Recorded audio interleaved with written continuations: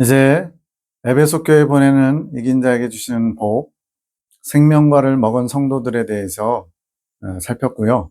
그와 연관해서 이제 그것을 보다 더 잘 이해할 수 있도록 우리 내면의 심령 도표, 그 안에 작용하는 죄와 생명의 법에 대해서 도표로 설명드리겠습니다.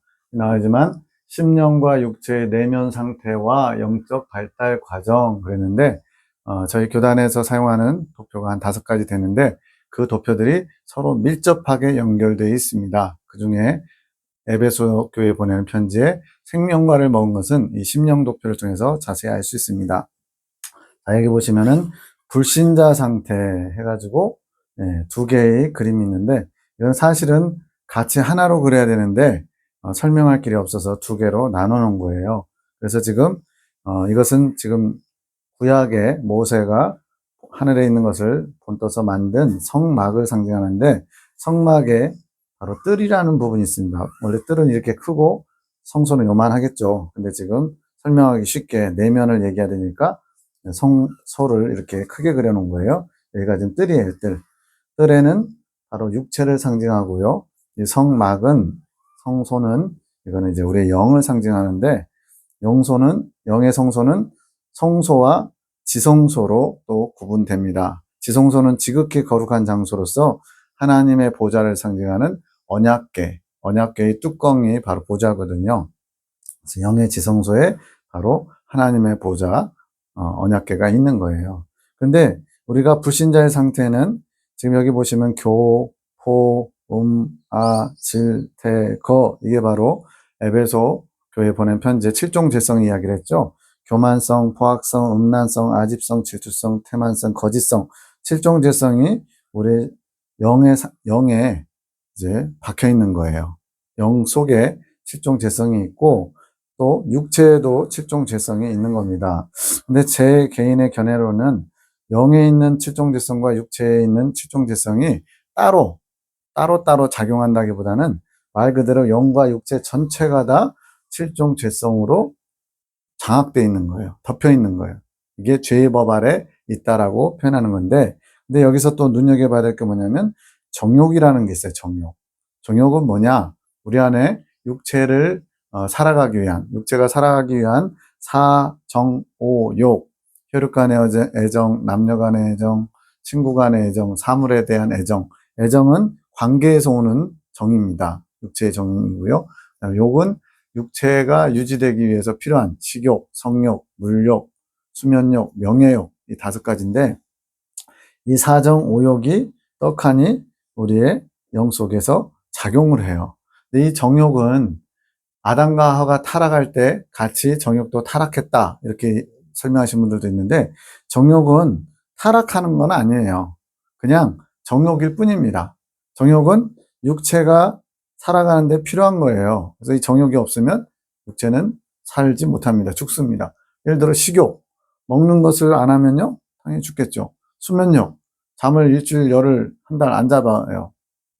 몸 상태가 급격히 나빠지면서 죽겠죠. 이런 식으로 여러 가지 이 땅에서 육체를 가지고 살아가는 데 필요한 것이 정욕인데, 정욕 자체가 타락한 것은 아니고요. 인간의 타락으로 말미암아 이 정욕이 이제는 하나님을 섬기는 정욕, 하나님 뜻대로 이렇게 나아가야 될 정욕이 그와 반대인 육체만을 위하는, 육체를 만족시키는 데 쓰이는 그런 식으로 발달된 거예요. 그러다 보니까 정욕으로 말미암아 어떤 일이 벌어지냐면 이 교포, 음아, 질태거 7종 죄성이 정욕의 만족 유무에 따라서 작용을 하는 겁니다. 식욕에 대해서 한번 언급을 해보면, 배가 고파요. 배가 고프면 뭔가를 먹고 싶은 마음이 있잖아요. 그래서 식욕이 발동합니다. 그런데 이제 밖에서 일하고 돌아온 남편이 이제 집에 가서 좀 저녁을 먹으려고 좀 늦은 시간 8시, 9시에 들어왔는데 먹을 게 하나도 없어요. 냉장고 열어봤는데. 그래서 아내한테 밥 좀 차려줘 그랬더니 아내가 지금 뭐 동창인지 누구하고 깔깔거리면서 통화하느라고 거들떠도 안 봐요. 처음에는 이제 좋은 말로 밥 좀 줘 이랬다가 점점 무시당하는 것 같으면 어때요? 포악이 올라옵니다. 포악. 식욕을 만족시키지 못하니까, 만약에 배가 불렀으면 그럴 일이 없어요. 배가 고픈데 자신을 무시한다고 생각하니까 교만함과 포악이 발동하는 거예요. 그래가지고 밥 달라고 소리를 지르게 되고, 아내는 좀만 기다려봐요 이러면서 소리 지르고, 이러면서 강과 강이 충돌해가지고 결국엔 범죄하게 되는 거죠. 이것처럼 정욕이 만족하지 못할 때 우리의 안에 있는 칠종 죄성이 발동을 하는 거예요. 그래서 여기 보면 점선이 이렇게 화살표로 쭉 나가 있죠. 이 점선이 발동했을 때 나타나는 이 죄성의 법칙이에요. 그래서 왜 이 성소 쪽으로 나가냐면, 이 성소 안에 마음이라는 기관, 우리로 말하면 이제 혼 또는 정신 뭐 이런 것들이라고 표현할 수 있어요. 이 마음의 기관에 세 개의 중요한 것이 있어요.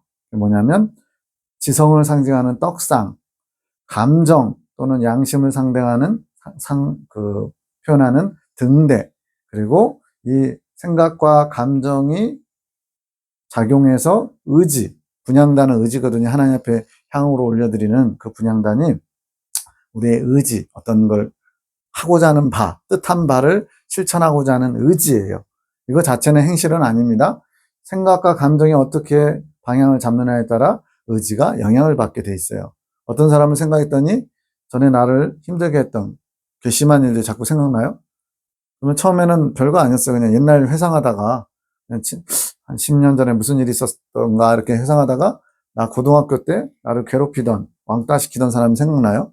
그러다 보면 다 지나서 잊어버린 줄 알았는데 생각나다가 계속 거기에 집중하다 보면 감정적으로 이제 막 화가 나는 거예요.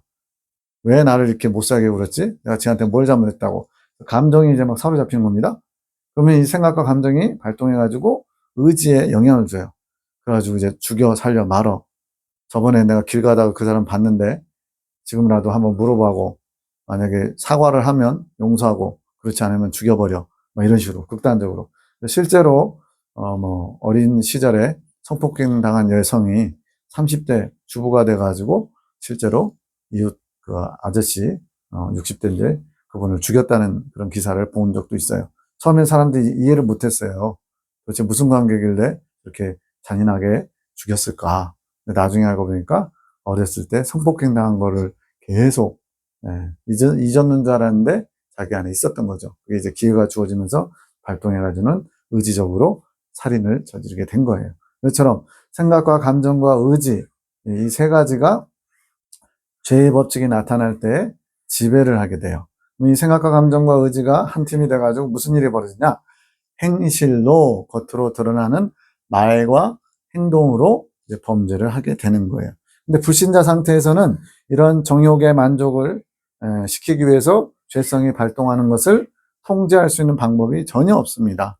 그래서 내가 하나님이에요. 내가 하고 싶으면 하고 내가 하기 싫으면 안 하고, 이런 식으로 내가 중심인 게 불신자의 삶이에요. 그래서 하나님이 빛을 내려주셔요. 이 빛은 온 세상에 하나님의 빛이 비춰지는 겁니다. 온 세상을 향한 하나님의 사랑이에요. 근데 아무런 상관이 없어요. 지금 미치지 못하고 있죠.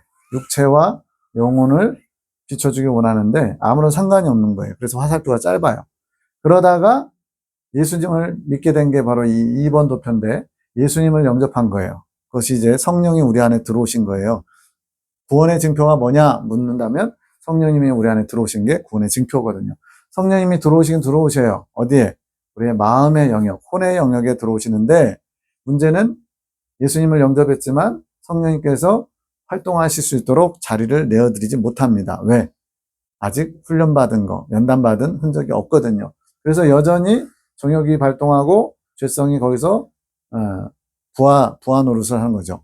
그래서 정욕이 대통령이고 교태마 질포고는 이제 칠종죄성은 마치 수행하는 장관처럼 그렇게 기회만 주어지면, 그래서 로마서 7장 강의에서 기회를 타서, 죄가 기회를 타서 나를 죽였다 이렇게 표현한 바울의 표현처럼 죄가 기회가 주어지면은 이렇게 발동하는 거예요. 근데 성령님이 들어오시지만 성령님이 장악한 영역만큼은 그나마 차지하고 있지만, 중요한 생각과 감정과 의지, 지성과 감성과 의지는 여전히 죄의 법 아래 있기 때문에 예수님 믿은 지 얼마 안 됐을 때는 조금 겉으로 드러나는 큰 잘못된 거, 뭐 도박을 했다든가 술을 즐긴다든가 이런 눈에 보이는 세상 사람들이 봤을 때도 잘못됐다고 생각할 만한 큰 것들은 좀 고쳐져요. 회개하고. 그러나 더 중요한 내면은 여전히 죄의 법 아래서 완전히 어둠에 잠식되어 있는 거죠.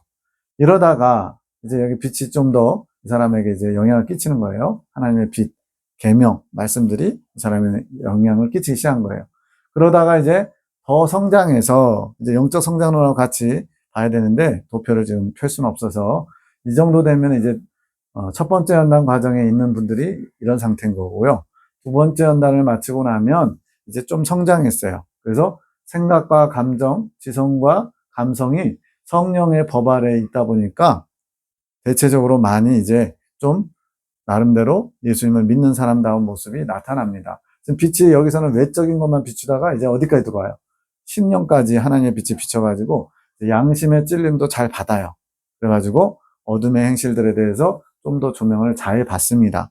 그래서 생각과 감정까지 성령이 장악하셨으니까 많은 경우에 이제 좀 내면도 조금 깨끗해진 거예요. 근데 문제는 생각과 감정의 결과물이 의지거든요. 의지는 여전히 죄성의 법 아래에 더 많은 영향을 받다 보니까 여전히 내면 상태는 거룩한 모습보다는 여전히 죄에 지배받는 모습이 많아요. 지금 제가 말씀드린 거는 겉으로 드러나는 행실보다 지금 내면을 비추고 있는 겁니다. 심령이라고 그랬죠? 우리 안에 있는 영혼의 상태를 지금 보고 있는 거예요. 그래서 생각과 감정까지 성령의 지배 아래 있게 되면 그나마 내면이 좀 깨끗해졌지만 여전히 의지 부분이 죄성의 지배, 기회를 타서 죄성의 지배 아래 있기 때문에 내면은 정결하지 못한 거예요. 예를 들어 볼까요? 교회 다니는데 내가 목사예요. 목사하고 설교를 했어요. 근데 이제 설교 끝나면 이제는 성도들 인사하면서 보내잖아요. 그래서, 안녕히 가십시오. 그랬는데, 성도가 이렇게 인사하고 가더니 약간 좀 얼굴을 찌푸리면서 지나가는 말로 한마디예요. 에이, 설교도 개 똑같아. 이런 식으로. 그 소리가 어떻게 하다 들었어요. 그럼 마음이 어떨까요? 순간적으로 굉장히 기분이 나쁘고 화가 나고 따지고 싶죠.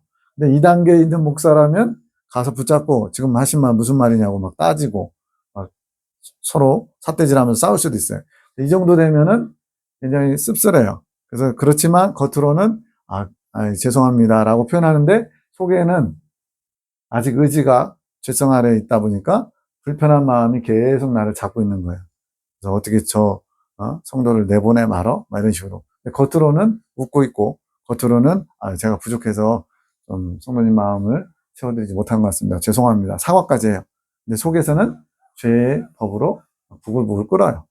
그런 정도 상태. 약간 극단적인 예를 들었지만 이 정도에서는 겉으로 외면적으로 많이 죄가 나타나요. 행실도 부끄럽고 여러 가지 죄 짓는 모습들이 누가 봐도 어느 정도 드러나요. 근데 이 정도 되면은 그래도 꽤 괜찮은 사람, 인정받을 만한 그런 모습이 있습니다. 왜? 생각과 감정이 성령의 지배 아래 있다 보니까 내면의 부끄러움을 어느 정도 캐치할 수 있는 정도로 성장한 거예요. 그러나 이것 가지고도 안 됩니다. 왜? 생명을 소유했다. 생명에 들어가려면 생명을 들어간다는 얘기는 바로 2단계를 말하거든요. 지금 1번, 2번, 3번, 4번은 여기다 그려주는데 이것도 지금 불신자 이렇게 두 개로 그리는 것처럼 따로 그려놨어요. 그렇지만 이거는 뭐냐? 로마서 8장 1절과 2절의 경험을 말하는 겁니다. 자, 원래 여기 안에 이 지성소에 뭐가 있었냐면 여기 보는 것처럼 정욕과 실종 죄성이 하나님 자리를 차지하고 있는 거예요. 또 그래가지고 칠종죄성과 정욕에 의해서 지배를 받았다면 이제는 그 칠종죄성이 뿌리 뽑히고 원죄, 유전죄, 아담과 하와로 인해서 온 인류의 속에 칠종죄성, 마귀의 성질이 들어왔는데 그 마귀의 성질이 있던 자리에 그것이 뽑히고 생명의 법이 이제 성령, 여기 비둘기역 있죠? 처음에는 여기 있고 점점 어디를 향해 나가요? 지성소를 향해서 나가는 겁니다. 그래서 지성소를 향해 성령이 들어가셔서 당신의 자리, 성령님도 하나님이잖아요. 하나님의 보좌에 앉으신 것 같은. 그래서 이제는 생명의 법칙이 나와요. 이 생명의 법칙에 대해서 이미 말씀드렸습니다. 갈라디아서 5장 22절, 23절에 있는 생명의 성령의 법이 열매들이에요. 사랑, 희락, 화평, 오래 참은, 자비, 양선, 충성, 온유, 절제. 거기에 세 가지 성품을 더해서 정직, 용기, 겸손. 이게 다 예수님의 성품이거든요. 또 천국이 12지파로 이루어져 있는데 각 지파들이 각각 12개를 다 맺어요, 열매를. 근데 그 중에 특출난 열매를 맺는 것이 바로 자기 지파에 들어가는 거거든요. 그래서 생명의 성령의 법이 이렇게 하나님 자리 지성소에 딱 차지하면서부터 뭐가 나타나느냐? 생명의 능력이 나타납니다. 그래서 생명의 능력은 마태복음 5, 6, 7장 산상수훈에 있는 말씀을 실천할 수 있는 능력이 내가 가진 게 아니라 내 안에 계신 성령님께서, 내 안에 계신 생명의 능력이, 기회가 주어지면, 여기서 기회는 뭐예요? 범죄할 수밖에 없는 기회가 주어지면 오히려 생명의 법이 나타나는 거예요. 원수가 나를 핍박하는데 핍박하는 자를 위해서 진심으로 축복하며 기도해 주는 거예요. 원수가 줄이거든 먹을 것을 주고, 목말라 하면 마실 것을 주고, 억지로 오리를 가자고 하는 자에게 심리까지 동행해 주고, 겉옷을 달라고 하는 자에게 속옷을 주고, 오른편 뺨을 때린 자에게 왼편 뺨을 돌려댈 수 있는 게 내가 그런 능력을 가진 게 아니고 내 안에 계신 생명의 성령의 법칙이 기회가 주어질 때마다 나타나게 되는 거예요.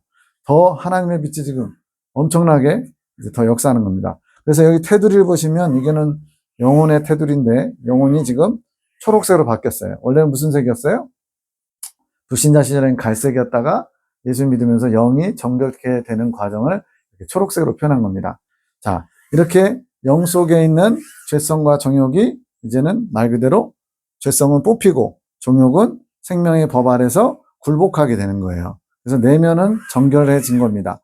그러나 아직 내면만 정결하게 됐지 육체는 여전히 실종 죄성과 정욕이 있어서 끊임없이 이 내면의 정결함을 파괴하고자 세력이 되어서 침투해 들어오는 거예요.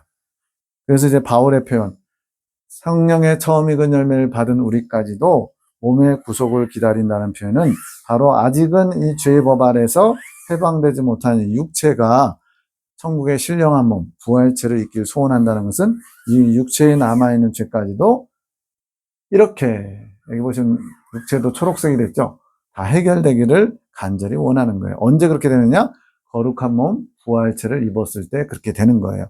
그렇지만 어쨌든 생명의 성령의 법, 로마서 8장 1절, 2절은 이 상태입니다. 이건 지금 두 개를 지금 따로 놔두는데 내면에서 생명의 법칙이 나타나고요. 또 외면에서도 하나님께서 강력하게 빛으로 조명해 주시기 때문에 하나님께서 이 안에 내면을 신령한 상태로 유지될 수 있도록 지켜주시는 거예요. 이게 지켜지면 어떤 일이 벌어지냐? 육체에 아직 죄가 있기 때문에 지금도 아직은 죄를 범할 수는 있는 상태예요. 그렇지만 죄를 이겨낼 수 있는 능력이 있습니다. 이거는 잘 들어보세요. 여기는 어쩔 수 없이 죄의 종로로 타는 단계예요, 여기서는. 근데 이 생명의 성령의 법이 우리 안에서 영 속에 합일되는 생명의 능력이 함께하면 우리가 내 의지를 하나님 뜻에 굴복시켜서 온전히 주님과 연합된 의지가 되면 내가 죄를 능력으로 이겨낼 수 있다는 거예요. 교만할 수밖에 없는 상황에서 교만을, 음란할 수밖에 없는 상황에서 음란을. 그런데 이 상황에서도 여전히 육체는 죄 가운데 있기 때문에 내가 만약에 교만하고 싶다, 말 그대로 그럴 경우가 어떤 경우는 좀 찾기도 어려운데 아무튼 내가 그 의지를 죄의 법 아래 이렇게 굴복시켜버리면 여전히 죄는 범할 수 있는 상태. 그러나 죄를 범하지 않을 수 있는 능력은 가진 상태. 잘 들어보세요. 능력이 있으나 능력을 행하지 않으면 죄를 지을 수 있다는 거예요. 그렇지만 죄를 범할 수밖에 없는 상황에서 능력이 있기 때문에 능력을 행하기만 하면 죄를 뛰어넘을 수 있다는 거예요. 오른편 뺨을 딱 때렸는데 여기 있는 사람은 뭐 로봇가 돼가지고 딱 맞는 순간에 왼편 뺨 돌려드렸으니까 딱 돼야지 이렇게 되지 않고요. 내면에서 이럴 경우에 하나님이 뭘 원하시지? 이걸 생각하면서 왼편 뺨도 돌려대라고 그랬지? 내 의지를 주님께 드립니다. 그러면 왼편 뺨을 돌려댈 수 있는 상태가 되는 거예요. 근데 오른편 뺨 때렸을 때 따지고 같이 이렇게 싸울 수도 있어요. 그것은 내 의지를 하나님 뜻에 굴복시키지 않으려고 하기 때문에.